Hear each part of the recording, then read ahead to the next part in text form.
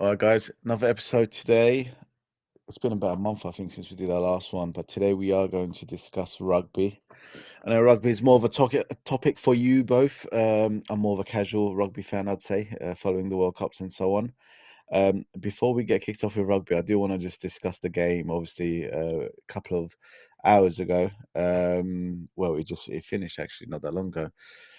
West Ham and Arsenal. Now, I know I was just touching on it with you, Tom, before Simon joined, but I still feel upset like after that game has finished. Although West Ham have a close place in my heart, being my local team, having grown up in East London all my life, but it's a bitter pill to swallow. I'm really, really upset. And can you imagine that ridiculous VAR decision could be the reason why they don't stay in the Premier League?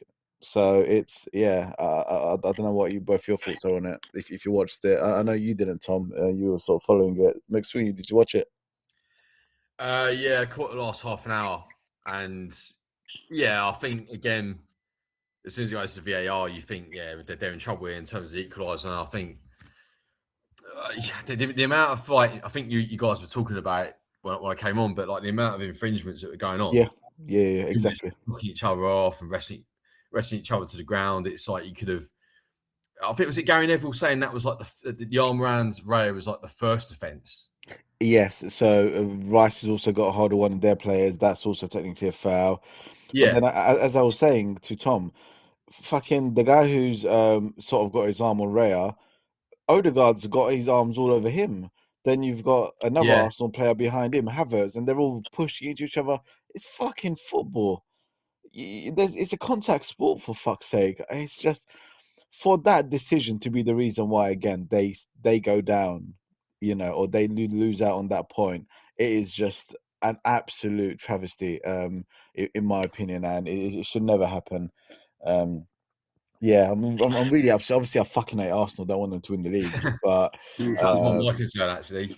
I mean, yeah, yeah, obviously Spurs going down rather than West Ham, but yeah, I don't really care about the whole Spurs thing. In all honesty, if I'm brutally honest, I want Spurs to stay in the league so we can fucking beat them Oh, every year. But of course, it'll be lovely to see them go down just to laugh at them. But Arsenal winning the league is more important to stop than the Spurs going down. Is my honest opinion. But I don't know. Obviously, it's two games left. It looks like Arsenal are probably going to get the job done. But yeah, it's just yeah, it was a yeah, tough game. It was a tough game to watch, and then come to terms with that result. But oh well, it is what it is. We move on. We got City obviously yeah, next Sunday. Or is it yeah, Saturday? I think it's Saturday, isn't it? In the FA yeah. I'm Cup going to that. final. Yeah, Yeah, I don't have any real hope, but yeah, I'm praying for a miracle. Basically, let's just put it that way. good choice. Okay, so with rugby, first question: what age did you start to get into rugby, and were there any standout memories? I know we have sort of touched on rugby on, well, maybe one or two events on previous podcasts. But yeah, Tom, let's kick off with you. What age did you get into rugby, and were there any standout memories that got you into it? For me, I probably know not the exact date, but the exact year when I started to watch rugby, which was the 2003 World Cup when England won it. In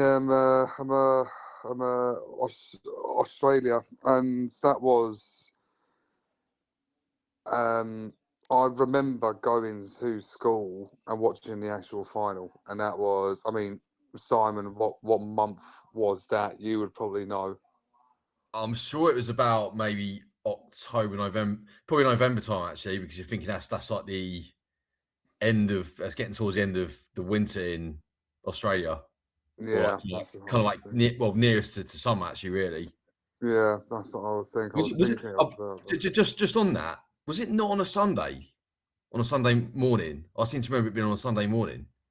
For some reason, I don't know why. Correct me if I'm wrong. I may be getting mixed up with the Brazil England World Cup game in 2020 in 2002. Sorry, Yeah, because I yeah, definitely watched that in school. So I may be getting mixed up with that yeah. and the rugby, but I definitely remember watching the final and obviously the greatest moment in rugby history, the Johnny Wilkinson drop goal. Um, so then I would have been 10 years old then. No, yeah, 10 years old. So that would have been year 5/year 6. If it was a tail end of 2002, then it probably would have been year 5. I would think. I 2003. can't remember. Yeah. Yeah, I Oh, would think. so you're saying 2002 for England Brazil, yeah. Yeah, I would have Seven. been 9 then. So that would have been fucking year 4 or 5. Year 4, I yeah. don't know. I really can't. Doing maths on a Sunday is next to impossible. But that would have been my first memory of it, and then, in all honesty, I would watch the international since. So I kind of dive to the World Cup and when it happened, and the Six Nations when it happened, and so on and so forth. Club rugby every now and then I would go and see London Irish, and that was probably when I was about 12 to 13 years old. They played in the Majeski Stadium in Reading at that time, so that was a good old little trip to go there. And then eventually, further down the line, London Irish went bust and they don't exist anymore. But yeah, for a good while, I was really into it. And when the Six Nations came around, it was like a breath of fresh air. Yeah, always loved it. Always keen on it. Just never had the skills to kind of play it. Really. What about you, Simon? So I think, well, the first time I actually watched a rugby game was probably actually that same match in 2003. Mm, Because my family aren't into rugby hardly at all. My mum was starting to get into it because she went out to South Africa. She had a colleague at work who basically moved back to South Africa, mm. and she went to a game out there, which was like, I think they're called like the, don't laugh at the name, they were called the Blue Balls. Don't laugh at, is it like the Johannesburg Blue Balls or something like that, or something like that? Mm, But yeah, she actually went to a game and said it was like, it's similar to, like, say, certain countries with cricket, like the subcontinent. I won't mention their name because Midge will kick off, but where they treat rugby in South Africa like a religion, similar to cricket as being a religion in the subcontinent. mm-hmm. So yeah, that it would have been, yeah, that was the only person in my family who really got into rugby. But other than that, my dad was like fairly anti-rugby, like never really watched it. Really? Yeah, because he's again, with him being my granddad was football. He's half Irish, my dad's, but my Mm, nan was never really into rugby, but like football. Also, I love tennis as well as my second sport, or like the other sport belongs in parallel with football. My brother's mm-hmm. got cricket in parallel. We just didn't really have a massive reason. I think after all that sport we were watching, we didn't really have enough kind of bandwidth to watch rugby as well. But Yeah. like to obviously watch the final against Australia. But after that, I'd say even then, after that, it was a good maybe 6-7 year gap between me actually watching it fairly regularly in the Mm, Six Nations. I'll say probably second year of university, third year of university, because I was at St Mary's in Twickenham. mm, And obviously, you get like a load of lads in halls and that, like the first year, just raving about rugby. I had a few mates that were players as well. But yeah, for me, it didn't really start to take off until my mum came back from South Africa and said, "Yeah, I've been to this game. Let's start watching the Six Nations," around about 2010.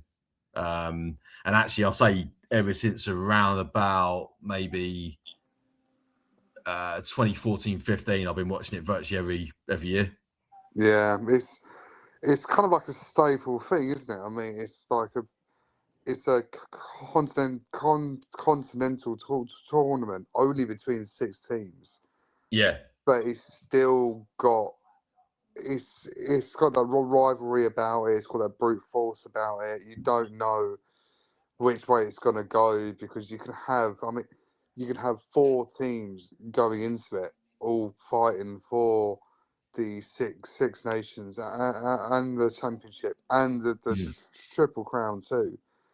And you've now got Italy, who are starting to turn heads a little bit, and Wales are now going down the pan, and England aren't as good as they used to be, and Scotland are now pretty strong, and France Yeah. are like a different breed, and Ireland are still, and it's one of those. It really is an exciting tournament to watch, and you Yeah. don't know what team is going to turn up on what day.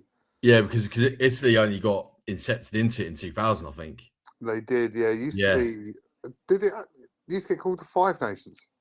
I think it was home nations, then 5 nations, and obviously 6. Yeah, that was Yeah, because I think France would have probably been added around about early 90s, possibly, if I'm not mistaken.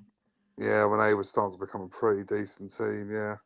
But when I was younger, I remember seeing the adverts on Sky and that, or like just general Six Nations adverts. And I remember Italy being introduced into it. And I just assumed because they were good at football, they'd be good at rugby as well. Yeah, it's one. I mean, they played all kinds of sports. I mean, they've got like a cricket team as well, like like a national cricket team, and it's fucking terrible. It's terrible, and you could almost kind of think that give them about 10 to 15 years, and then that cricket team will be pretty strong because their rugby team has just developed so much, and they're now beating. I mean, I'm pretty sure who did they beat? They beat Wales. Oh fuck! I'm gonna say roughly 3 or 4 years ago at Cardiff, and it was probably one of the biggest, the second biggest shock in international rugby. Our number one would probably be my most favourite moment in rugby history when that Yeah, question comes a little bit further down the line. But they weren't meant to beat Wales. They weren't meant to win any game. Like, they weren't meant to score more than one try per game, and they absolutely outscored Wales. And they've now yeah, taken that spot as being that fourth or fifth team who could fight for not getting the wooden spoon. Wales will just get the wooden spoon now, year in year out, near enough. yeah. I think they're condemned to that in a minute, aren't they? I mean, it's pretty shocking when you think they used to win like Grand Slams, and the players they used to have was like Halfpenny and George North, Alan Wynne Jones. Wynne Jones. Yeah, all the other lot that they used to wear that, but yeah, now Yeah. I What think was there's the name of that commentator who was on the BBC for Welsh games, and then Owen Jones came on? I can't remember the guy's name, but Eddie Butler. Yeah, yeah, you know what? Owen Jones. It's the most quintessential.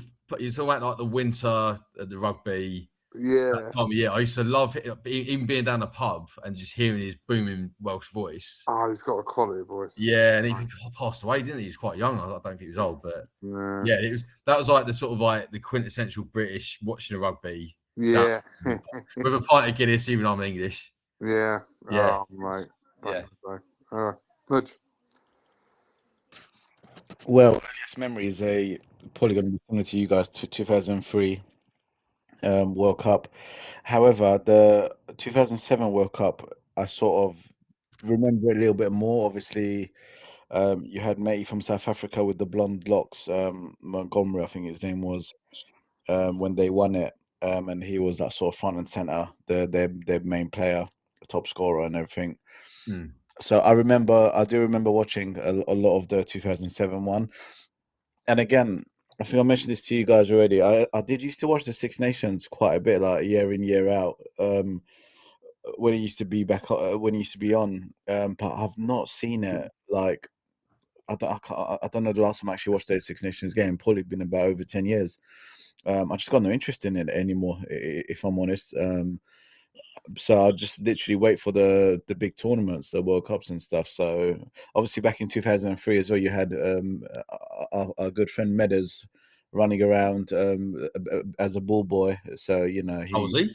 he was he was at China. Didn't know that. He was That's in a nice China little bit of trivia. as a ball boy. He was he was there. Yeah. I'm sure he said you can see him on TV. You can make him out on TV. But yeah, that was what was most memorable about 2003 final. Not the fact that Wilkinson did the drop goal, it's the fact that Ben Medway was a ball boy. So yeah, um, But uh, yeah, no, no, no. I was going to say me being a yeah, honorary Aussie, thanks to Medway as well, because I'm a big Aussie cricket fan, obviously. So yeah, um, that is more important. But yeah, I do love rugby. Don't get me wrong, especially obviously, like I said, to the tournament matches. I will sit down and watch a whole game, 80 minutes or whatever it is.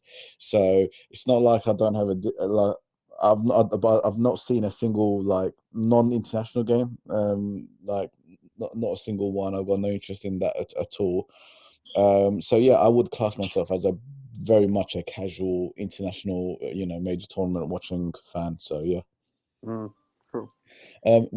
Second question, was it ever realistically a choice between supporting Ireland or England? I'm assuming that's directed towards, well, actually, both of you. You both yeah, got Irish roots, haven't you? So, I- yeah, you go yeah. first, McSweeney. Oh, what a choice between? I mean, for me, obviously, I'm third generation Irish, so to me, it's no brainer that I support England, but I do have an affiliation with Ireland more so in the football. Like I'd support both Republic and Northern Mm, Ireland in the football, but in rugby, I do want them to do well, but I kind of feel like it's just much more of a rivalry now with Ireland being much better at it than football, and also there's some Irish people I've known at university and stuff where it got not going to get heated, but it was more. It's one of those that I'd find it hard to kind of actively support Ireland, mm, but I do sort of. It is nice to see them do well. It's nice to see. I mean, them getting to number one in the world, I thought was phenomenal. But then they had to back it up, and unfortunately, they didn't seem to do that. They Mm. beat South Africa in the pool stages of the last World Cup, and I kind of felt Tom will chip in a minute, but I kind of felt that was a bit OTT with the whole playing zombie and the celebrations. Obviously, you should be happy because it's a big scalp, but I think Ireland, I'm a bit more grounded when it comes to me supporting Ireland in rugby. they always go missing in the major tournaments, don't they? Like I'm saying, Yeah, like well, World Cups and stuff. Like, they've never got beyond the quarterfinals, have they, Tom? No, no, they've it's a poor no, stat, they've yeah. not. No. And to put into context, like Steve Borthwick was quite early in the job with England at the last World Cup, and he still got a bronze medal. So Mm. I know he didn't play amazing rugby. I think the games we watched in Gibraltar, that was that Japan game, was it, Tom? It was indeed. Japan game, and then the Argentina one where people got sent off and relying on George Ford to bail us out. We weren't great, but we could have easily actually got to the final if it wasn't for, I think, a penalty that South Africa got. But yeah, I'm going off topic. But yeah, I think for me, it is a bit of a no-brainer. But I know I'm actually more intrigued about Tom's reasoning. I know he's mentioned it to me many a time before, but if it was ever going to be on the cards that he could support England ahead of Ireland. I mean, it's probably lucky that we don't live in an age where if you say something a little bit iffy, your head will be on a stake. It's my dad's Irish. I've always enjoyed watching Irish sports. I've always enjoyed the way they played. Always enjoyed the talent that comes through. It helps me probably integrate in with the rest of my cousins over in Ireland when I was younger, even though they still took the piss out of me because I had an English accent. Um, and I enjoyed following the Irish team, but I also enjoyed following the English team. The issue that I have with English rugby is there's that bit of arrogance about them. And in all honesty, that's why I'm not the biggest fan of English in international rugby. You had like certain players like Owen Farrell, who's just he's a prick, but his dad is a legend. So made that make sense because Andy Farrell for Ireland is absolutely smashing it, but then Owen Farrell is his son is a prick. Don't like him. Sorry, You don't like him. I think he's an absolute wanker. He's just got that look of just being a prick. He's like maybe the posture when he walks, and Punchable face. he, yeah, he just wants to be the main man. He always wants to be the main man.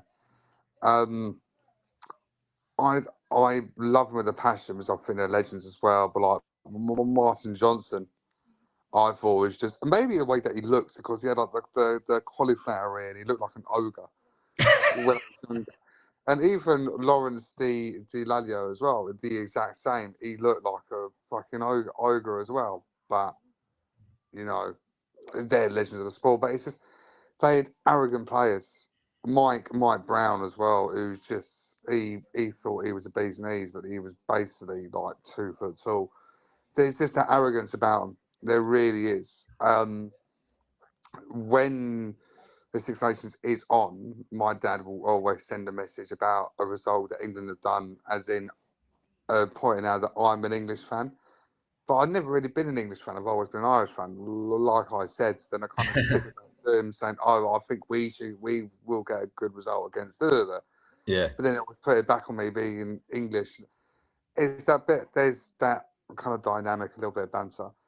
Um, but in all honesty, when it comes to football, I know I was talking about rugby. When it comes to football, I'll be happy to support both teams, and it's like now within the Premier League itself, I'm a West Ham fan because I wanted Arsenal because I wanted them to be Arsenal.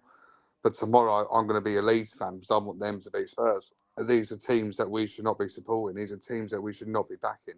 Chelsea fans hate West Ham and hate Leeds, yeah, but I want them to win so I could then see Arsenal not win the title and then see Spurs go down. Um, Coming back onto your point about the Irish in major tournaments, um, Six Nations they did totally fine in. They're a strong team. They do drop the ball a few times, but it's whether it's that mental thing of being in a major tournament and getting out and then going into the knockout stage. Yeah, they just dropped the ball. I mean, they a few years ago beat New Zealand for the first time in 40 odd years. I think it was like an autumn international or a winter international in America, wasn't it? the sorry? Was it America? It was in Chicago. First time in 40 odd years. And even though it was a friendly, you still put out your best string, and it's probably one of the best games in Irish history. And it was a friendly against the fucking Kiwis. But they then faced them in a major tournament, and then they dropped the ball. I think the best Irish team has probably been and gone. That was a team of Paul O'Connell, Ryan O'Driscoll, Ryan? Don't you mean Brian? Brian O'Driscoll, sorry, Brian Saw O'Driscoll, it out, will ya? Peter Stringer, Ty brother. Furlong, all of them. I think Johnny that's their best Sexton, team. Johnny Sexton, Matt's best mate. Yeah, he kept mentioning that time. I remember that Six Nations where he kept mugging you yeah, off. Johnny Sexton this, Johnny Sexton that. yeah, God. But they still got a strong team Ireland, but I think the team that they have now isn't going to be a World Cup winning team for a little while. Yeah, But I just don't know. I don't know if I'll ever see them win a tournament. Hopefully within my lifetime. I'm still a young chap, so it'd still be nice if that actually did happen. But I'm just surprised it's not happened yet. Yeah. On the Irish and English thing, like to me personally, I've always identified you as an Irish because you've got an Irish passport, and that's the main reason why. Yeah. That is a big factor. That is a massive tick box to say that I'm Irish because I got an Irish passport. Yeah. Yeah, no, because Yeah. if you had a British passport, which you obviously you're entitled to, then I probably would see you more as a Brit or more as English, if should I say. But yeah, because you've still got your Irish passport, I do look at yeah. you as fully Irish. But Yeah. has Tom got a shillelagh though, like mine, like Finley, the rest of the great big shillelagh on his wall, coat of arms. You got that, Tom? It's in Norbury somewhere from a couple of houses ago. Fuck knows where it's gone, mate. I'm Yeah. probably at home with the dad. And that's not a connotation for something else either. A euphemism for No, something no, else. no, no, no. Whip my shillelagh out. Actually, another thing, because obviously Ireland have their own language, don't they? Can you actually speak any of it, Gaelic, Tom? yeah. Pug Mahone, which is kiss my ass. That's the only thing. That's quite disgusting. Like, how could you not know your own country's language? Like, you're an embarrassment. Like, that's not good. What about Welsh? Disgraceful. What about you? What about Welsh? You're like an honourable Welsh person, aren't you? Yeah, but I don't live in Wales anymore. Yeah, but I don't live in Ireland, so why should I speak Irish? Yeah, but technically I was Yeah, born but fuck off. and raised in England, so I know English. That's good enough. And I do know Bengali still, so that counts, don't it? Yeah, I suppose. Yeah. Okay, so next one. Who has been your favorite player down the years? Tom, you might as well go. Paul O'Connell for me.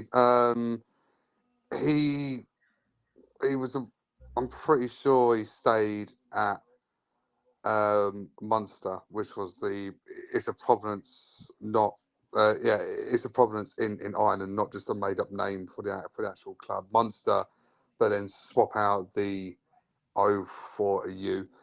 Um, they they were such a dominant team in European club rugby, and when he was the captain of Ireland, they were a really dominant force, and again one of the best Irish teams I remember from memory. Um, he he did a lot of videos, or there was a lot of videos of him during major tournaments, and I think one of them was I think they were playing France. I can't remember the year, but you can Google it and then obviously correct me where I'm wrong. But they were about to go out. I don't know whether it's the start, whether it was the start of the match or the start or the second half. But he was telling the Irish players, "It's like, oh, we're going to put the fear of God into these men. We're going to put the fear of God into them. We're going to look them in the eyes, and they're going to be terrified of us. We're going to walk all over them." Just that saying, the fear of God. Like I've always thought, from a coaching perspective or from a club point of view, how do managers and influential people within the changing rooms like build up their team when they're losing a game, or they're whatever the case is? How do they build them up to then fight back and potentially win that game?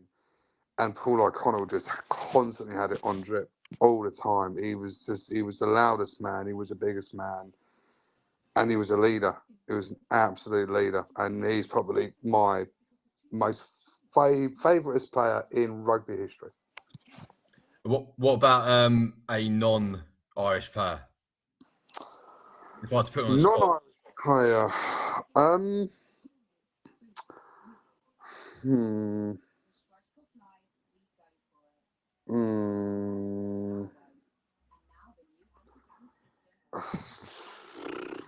I'll come back to you.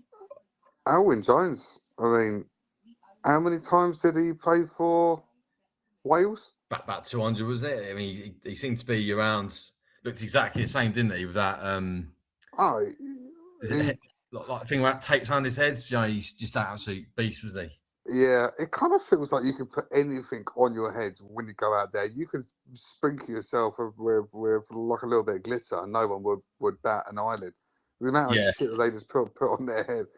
But he's played with Wales for 15 years, 18 years, and he's not changed a bit. He's still that gritty looking bloke who you would not fuck with. And he was a legend, and he's been through Wales through thick and thin. So for me, yeah, he's an absolute legend of the sport. What about yeah.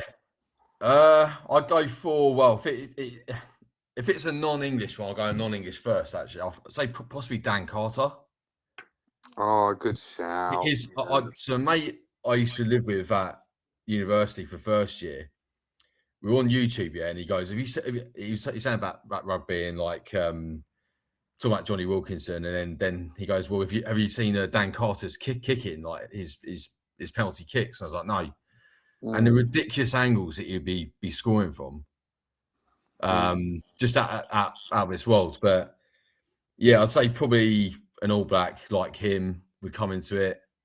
I think Richie McCaw was another really good All Black, wasn't he? Yeah, he was a brilliant guy. He was quality. Yeah, and I obviously they were like two-time defending champions going to the 2019 World Cup, which I'm going to get onto. But yeah, most of the team that was like playing in 2015. But going back to an English player, I mean the standout players are like Johnny Wilson, quite Johnny May actually. I thought Johnny May on the wing was a decent player.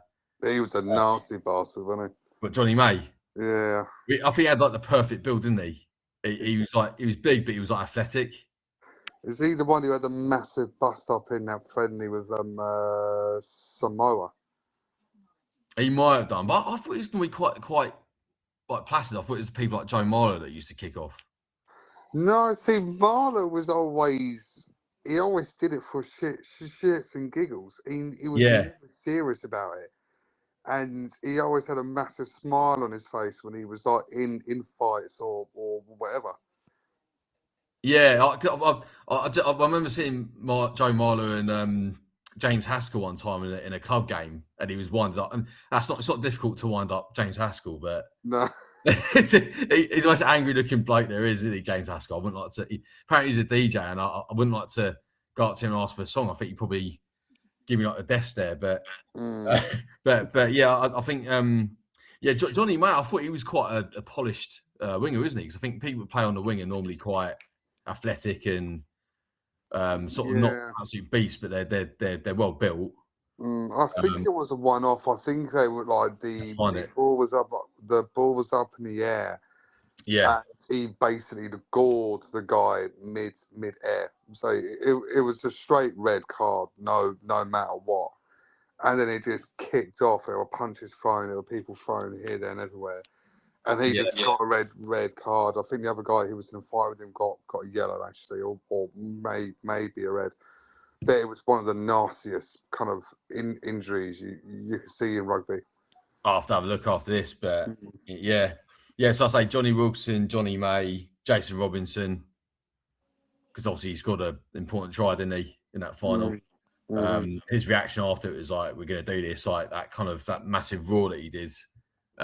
You'll see a picture of him now do it. But I think also the fact that he transferred from rugby league to rugby union, didn't he? He did indeed. Good shout. So yeah, an all-rounder like Jason Robinson. But if you had to say like a favourite English player, it's got to be Johnny Wilkinson, isn't it? Really, like discipline. I know he got injured a lot, but the kicking, just everything about him, really. Even now when he talks about the game, yeah, he just seems like a really sort of like level-headed bloke. No, he does. No, he is. All right, so Ireland and England next World Cup. How do you guys think they're gonna both do? Oh, by the way, which country is the next World Cup? It's France last time, wasn't it? Yeah, it was. Yeah, it was. Is it Japan? No, it was USA, isn't it? Japan was ages ago, wasn't it? That was in 2015. No. Sorry, before that. Hang on, let me Google. I'll type in World Cup. What do you think it comes up with first? So it's South Africa, Zimbabwe, and Namibia. Interesting. Oh, okay. No, sorry. That's the Cricket World Cup. I was about to say, I was like, what? They're the same. They're the same year, aren't they, Rich? That's why it's come up first. Hold on. I'm on the fucking World Cup, Rugby World Cup website. It's Australia. Australia, yes. Australia. I'm like, well, where the fuck is where's their host country now? I can't see it anywhere. But a little logo on the top left-hand corner is Australia. Yeah. Well, back down under. Yeah, Aussies aren't doing that well, are they? I don't know. Rubbish. So they got no chance, have they? Yeah, they aren't as serious a team as they used to be. But when I was out there, I don't think it's like as popular across the board as say you think it might be. I think there's certain states that care about it, other states don't care. Oh, but they're more into their rugby league, aren't they? Yeah, rugby league. Yeah, there was a bloke. It's more big for them, and obviously Aussie rules as well.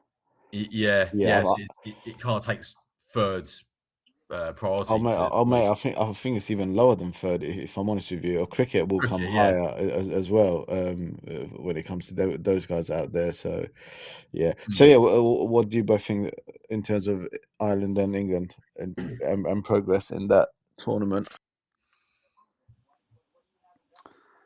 I'm looking at the pools or the groups. So you'd have England got Wales, Tonga, and Zimbabwe, Zimbabwe. which is just taking the piss. Then Ireland, and then got Scotland, Uruguay, and Portugal, which is, I mean, the Scots at the moment would probably be a major dark horse because they just look so strong. Um, I don't know. England, I feel they're just not.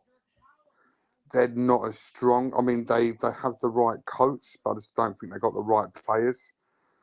Ireland would probably be a little bit downhearted about how the Six Nations finished this year. When is this kicking off? Opening when?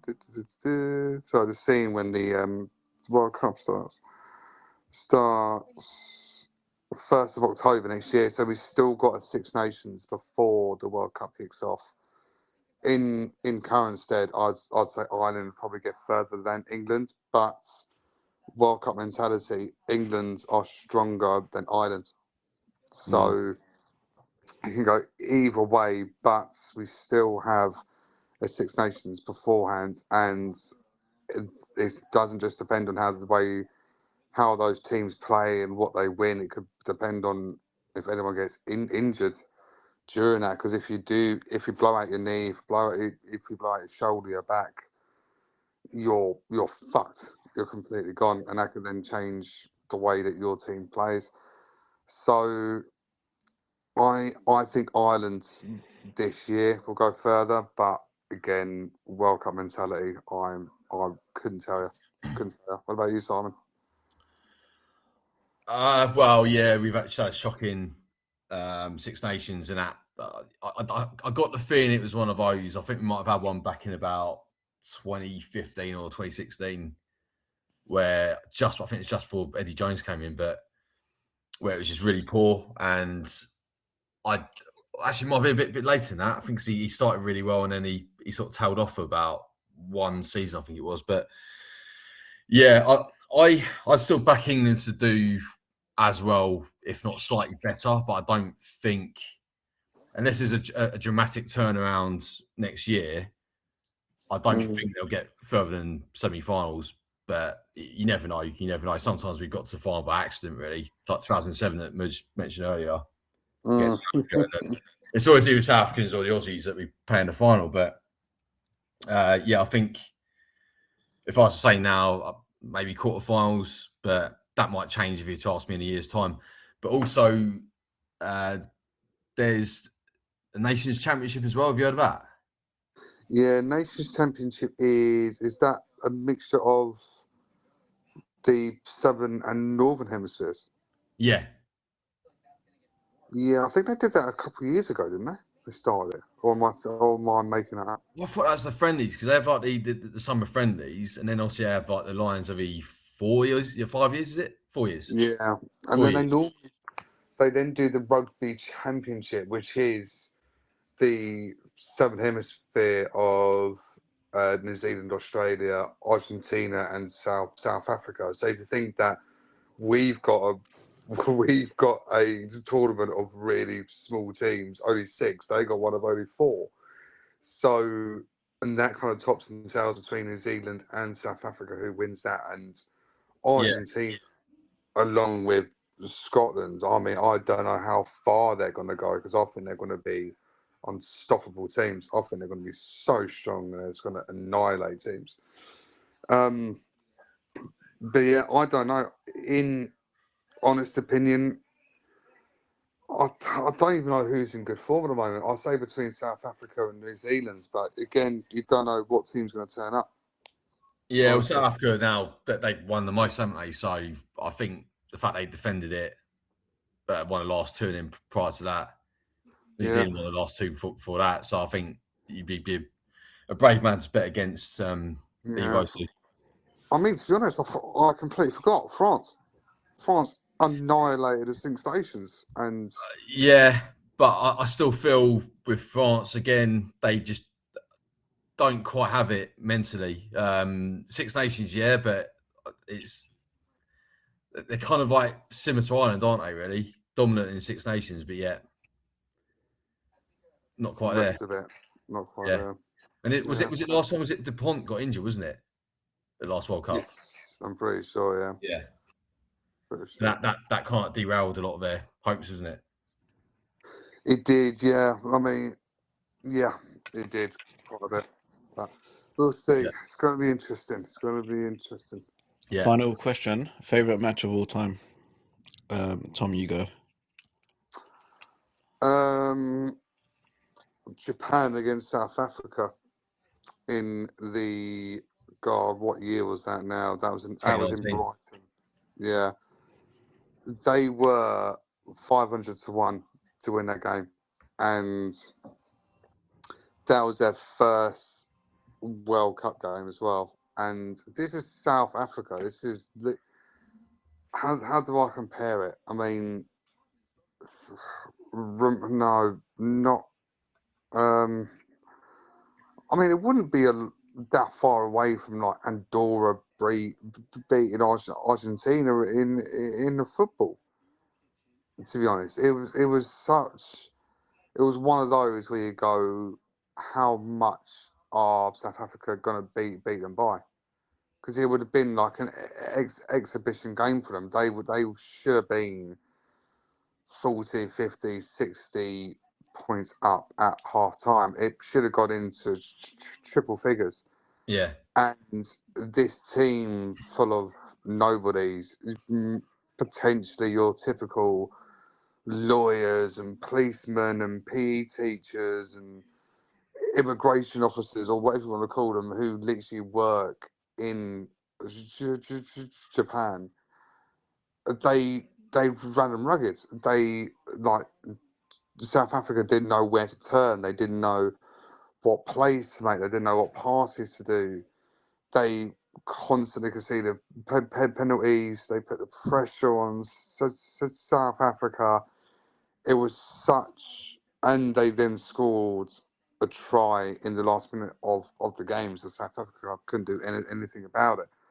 But it was such a breath of fresh air for a team of that caliber to get beaten by a bunch of nobodies. I mean, they were coached by Eddie Jones, who everyone knows is an absolute legend now within the sport with things that he's done. That they weren't meant to win that game. It wasn't even a case of they may give them a good fight, or you don't know what way it's going to turn. Japan were not meant to win it. And it was, like I said, it was such a breath of fresh air for those Japanese fans who made the trip to see the heartache on the South African fans' faces and the players' faces, because again, they can be very arrogant at times. Um, it it kind of brought it kind of brought people who weren't that interested in rugby. It gave them the opportunity to watch it as well, and then see how far the Japanese team could go, and then they can then kind of watch other games from there. So I thought it was a brilliant moment for the Japanese. It was a brilliant moment for the sport, for the tournament itself, and yeah, hopefully there'll be other upsets along the way next year. But wasn't there maybe like wasn't there like a typhoon or something going on at the time? Or what in some sort. Japan? I think there was a typhoon going on. I think certain games, if I'm not mistaken, during that tournament. Because I remember I just joined SH that year, early in the year. And, No, that was are you talking about what time? 2019? Fucking hell, I always question myself. I hate it. Yeah. I think they're the only South Africa, the only team to have lost in the pool stages and still gone on to win it. That's 2019. 2015. 2015, Japan beat South Africa 34 points. What in England? It was in England. That was at the Brighton Stadium, at the Amex. Oh, was it? I thought for some reason they beat them as well in 2019. Did they not? Hold on, caller. Hold on, caller. Muz, can you recall? I remember them beating them, but yeah, I can't remember what year it was, mate. I think it was the one that you were talking about already in 2015. I mean, 2015, I want to erase from my memory forever because of what happened. It's just complete. Jesus Christ! You know what? They 2019. in 2019 beat Ireland 19 points to 12, and they beat Scotland 28 points to 21. Oh, okay. So it was And 2015 they beat South Africa. yeah, and then South Africa beat them in the quarterfinal 26 points to 3. In a group of Ireland and Scotland, Japan finished top of the group. Fucking hell! Again, shows you how like wobbly the Irish can be. But that was to me. It was such a shock for me back in the day when that happened. Yeah, I was happy about that because again, you the size of South Africans are absolutely like huge, aren't they? Mm. You think you don't associate Japanese other than sumo wrestlers as being as big a build as that, but yeah, that was something at the time. And even you think like France, Senegal in the Football World Cup in 2002, and then you said earlier about the whole Saudi Arabia beating Argentina. Mm. It's funny, isn't it, how that seems to spark some teams. Spain against Switzerland. I know Switzerland's a half decent team, but how that kind of gives them a kick up the arse to think you're not just going to win it by turning up. You have to go on and earn it. Yeah, I know. Yeah. Gives them that little graft, yeah. What about you, Mitch? I don't have a favourite match of all time, mate. don't have one. I just like I said, I just enjoyed the major tournaments. What about you, McSweeney? I say a game I've watched from start to finish would be England versus New Zealand in 2019, which was the semi-finals. I've said this before. It was the final before the final. Your mate Owen Farrell standing there grinning and doing the whole V setup before the hacker.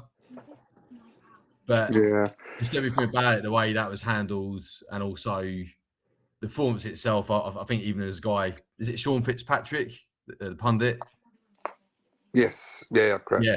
So he was in the studio and he goes, "Yeah, I think that's like England richly deserved to win today. I think that's like the best I've ever seen him play against New Zealand's." But I'd say, yeah, that game, because it was such a massive game, and we'd already beaten Australia in the previous rounds, and then to go to the semi-final and do that. But then sadly, kind of feel like that was a game where we peaked a little bit too early, and then in the final against South Africa, I think Carl Sinclair got wiped out in the first few minutes, and then that was basically over after that. So, but yeah, it was just the idea that I think we were world number one at the time as well, England. So there was a bit of expectation, and the trouble with England is they tend to bottle things when they're expected to do well. Yeah, England would always be within that caliber, won't they, of a team who is expected to make the quarterfinals at least, if not the semis, and then go for that actual title. But they do turn up at the right times, whether it be a weak or a strong team. But I really don't know. And that was the team. Yeah. Sorry? I was saying, to have been to 4 finals and only win one of them, it tells you a lot, doesn't it, really? The only exception to the rule was 2003, because I actually I went to England versus New Zealand at Twickenham last November, I think it was. We beat them 33-19. We went down about sort of 10 points or something, 10, 11 points. But the guy that played in the World Cup winning squad, Mark Regan. He did a talk at this event, and I was at the event. Obviously, 3-course meal, the rest of it. And he was saying back in 2003, there were no, like, they basically ran out of excuses. They have to win it. There's no ifs, buts, or maybes. They have to win it. Can't say this hasn't gone our way, or we haven't prepared properly, or anything like that. He just said they got to a point in 2003 where Clive Woodward just said to him, like, you have to win this. Like, we have to show everyone else that we're the best. Wow, Jesus. But I think a lot of the time the England team don't have that mentality. I think there's still that kind of like excuse in them, or there's that something hasn't gone quite right for them in the game or in the build-up. Yeah, I mean, the only coach that could actually kind of do that would be Eddie Jones. All the rest of them have been too. It feels like they've been thrown into the deep end a little bit when it comes to coaching the national team. But Eddie Jones had that CV to make them fight for another Six Nations or 4 out of a World Cup. Yeah. But yeah, since then, I mean, Borthwick is the opposite to that. It feels. I mean, he is brilliant, and he's kind of feeling very, very fast into his role. But I just don't think he's that caliber yet, where he can actually win a World Cup with them. Yeah, he's I think he's better than the likes of, say, Brian Ashton or was it Stuart Lancaster? Was pretty dreadful. Yeah, that was the guy. He kind of had that same facial expression, didn't he? Yeah, just really like insipid. Like, nothing to it, and yeah, absolutely nothing to it at all. It's just boring face, as to what. Even if they're winning, boring face. Losing, boring face. It didn't matter. Yeah, but no, that'd be one of my favourite games. And I think I'm hoping at some point England got South Africa in this tournament next year. Sorry, this year in the Nations Championship. So that's the sort of game we need to build on in terms of confidence and trying to regain it, because obviously they were taking a knock during the Six Nations. Okie dokie, guys. It's another one that comes to an end. We need to sort of think of different topics. Actually, it's starting to run out of stuff to talk about. But like I said, I would like to discuss just like recent events, TV shows that we're watching, sporting events. Of course, in 2 weeks' time, we can discuss the FA Cup final, and then two weeks after that, Champions League final. We've got stuff, and the World Cup coming up. We've got loads to discuss. End of season review as well. Yes, of course, we need to do that. Once the season's officially over, so we got plenty to keep us going for a little while. But same again in 2 weeks. See you guys then. Bye, boys. Cheers. Bye.